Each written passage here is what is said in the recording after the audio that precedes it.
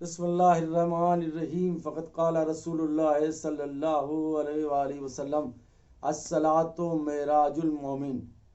عزیزان محترم ناظرین، رسول اللہ صلی اللہ علیہ وسلم کا ارشاد گرامی ہے کہ نماز مومن کے لیے معراج ہے، نماز بندگی کے لیے شرف ہے، نماز زندگی کے لیے تاج ہے، نماز حیات زندگی دینے والا ہے، نماز بندگی کو شرف دینے والا ہے۔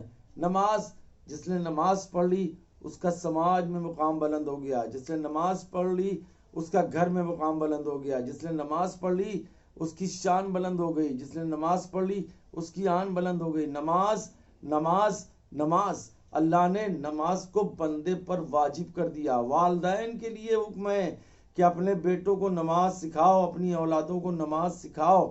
تو عزیزان گرامی، اس لاک ڈاؤن کے زمانے میں بہت ہی اچھا موقع ہے میرے پاس، اپنے گھر پہ رہ کر نماز ادا کریں تاکہ بچے آپ کو فالو کرتے ہوئے وہ بھی نمازی بن جائیں۔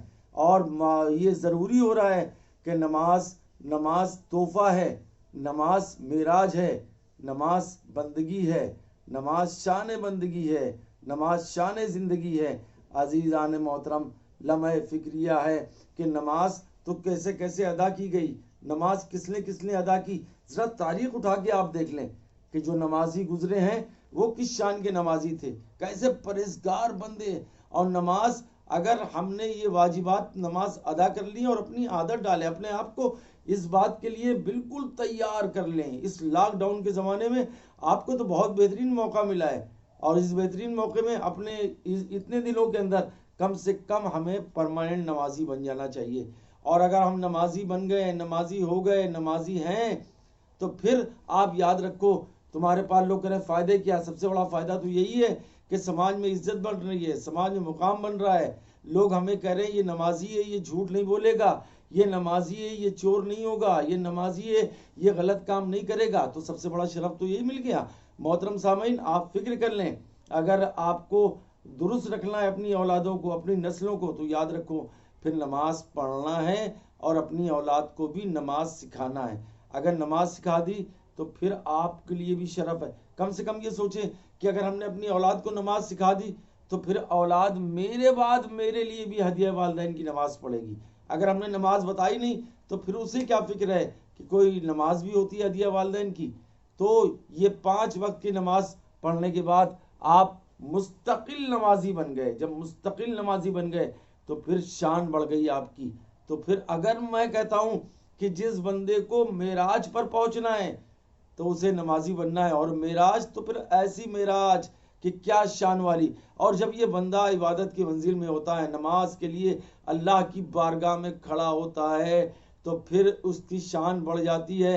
اب بندے کا اللہ سے مسلسل جو راستہ ہے نا وہ ڈائریکٹ ہو جاتا ہے، اللہ اور بندے کا ڈائریکٹ رابطہ ہے۔ اب بندہ جو بھی دعا مانگے گا، جو بھی کلام کرے گا، وہ اپنے رب سے کرے گا، اور رب سننے والا ہے۔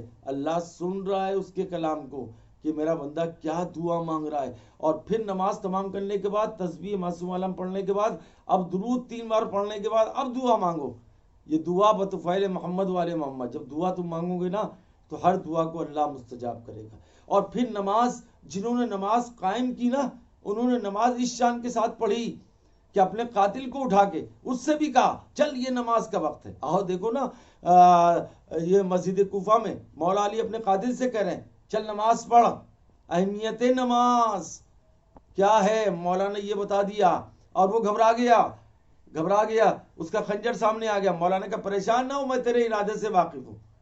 امیر المومنین علیہ السلام جنگ کے میدان میں مصلی بچھائے ہوئے عبادت کر رہے ہیں تیروں کی بارش میں، یا اللہ، لمحہ فکریہ۔ اور پھر کربلا کے میدان میں امام حسین علیہ السلام کتنے شان کے ساتھ، وہ ظہر کی نماز کائنات نے دیکھی نہیں ہوگی ایسی نماز۔ کیسی نماز کہ 2 لوگ آگے کھڑے ہو گئے اور حسین اب نماز پڑھا رہے ہیں، ادھر سے تیروں کی بارش ہو رہی۔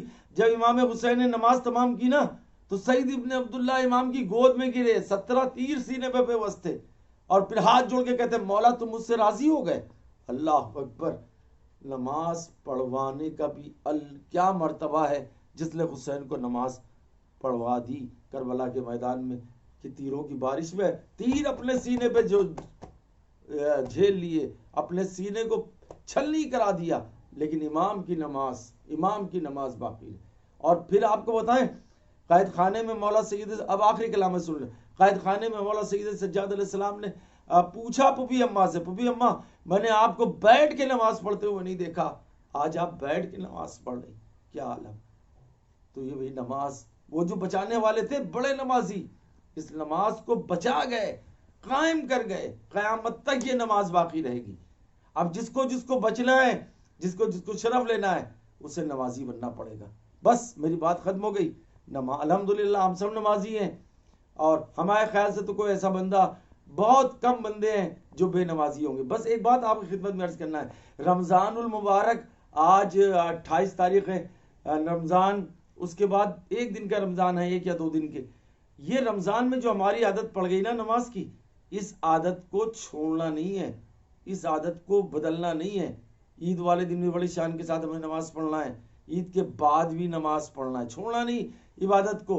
اور اللہ تو بڑا رحیم و کریم ہے، اگر وضو کر کے آپ اپنے روم کی طرف گئے، کمرے تک گئے وضو کرنے، جہاں پہ نماز پڑھنا ہے، تو ہر قدم پر نیکیاں ہیں، ہر قدم پر 70 نیکیاں ہیں۔ تم نے ارادہ کر لیا نماز کا، اللہ تمہیں ہر قدم پر، ہر سانس پر نیکیاں دے رہا ہے۔ تو وہ اتنا بڑا رب العزت ہے، اتنا بڑا رحیم و کریم ہے، جو صرف نیت پر ہی برکت دے رہا ہے، نیت پر ہی عبادت کو بڑھا رہا ہے۔ عزیزان محترم، بہت بہت آپ کا شکریہ۔ آخری میرا میسیج یہ ہے کہ اس لاک ڈاؤن میں آپ کو اپنے گھر پر رہنا ہے، اپنے گھر پر ہی عبادت کرنا ہے، اپنے گھر پر رہ کے اپنے کو محفوظ رکھنا ہے، اور اپنے چاہنے والوں کو، اپنے ملنے والوں کو بھی محفوظ رکھنا ہے۔ دوسری گزارش یہ ہے کہ عید آنے والی ہے، کل یا پرسوں یا نرسوں عید ہوگی، تو جب عید ہوگی تو اس بات کا ابھی سے بڑا خیال رکھ لو، کہیں ایسا تو نہیں ہے کہ کوئی عید والے دن بھی بھوکا رہ جائے۔ الحمدللہ آپ لوگوں نے بہت کیا ہے، ہماری نالج میں تو کوئی بندہ ایسا نہیں ملا ہمارے شہر کانپور میں جو بھوکا ہو۔ ہمارے دوست لوگ بہت اہتمام کر رہے ہیں، اللہ تعالیٰ ان سب کو سلامت رکھے۔ اور اتنا اہتمام کیا گیا کہ کوئی ہماری نظر میں کوئی بھوکا نہیں رہا۔ آپ کی بھی نظر میں ایسے ہی ہوگا، کوئی بھوکا نہ ہو، لیکن آپ سے گزارش ہے اس بات کو بہت خیال رکھنا۔ اور فطرے کا پیسہ ضرور نماز عید پڑھنے سے پہلے مستحقین تک پہنچا دینا۔ آپ کی نالج میں ہوگا ایسے مستحقین، ان تک یہ فطرے کا پیسہ پہنچا دو تاکہ وہ بھی اپنی عید کر لیں۔ آپ سے یہی میسیج ہے، یہی میری گزارش ہے، یہی ریکویسٹ ہے۔ اللہ آپ سب کو آباد رکھے، سب کو سلامت رکھے، سب کو جیتا رکھے، سب کے خاندان جیئیں، سب کے گھر بار جیئیں، اللہ سب آباد رہیں۔ پروردگار 4 معصومین علیہ الصلوۃ والسلام کے صدقے و طفیل میں۔ والسلام علیکم ورحمۃ اللہ وبرکاتہ۔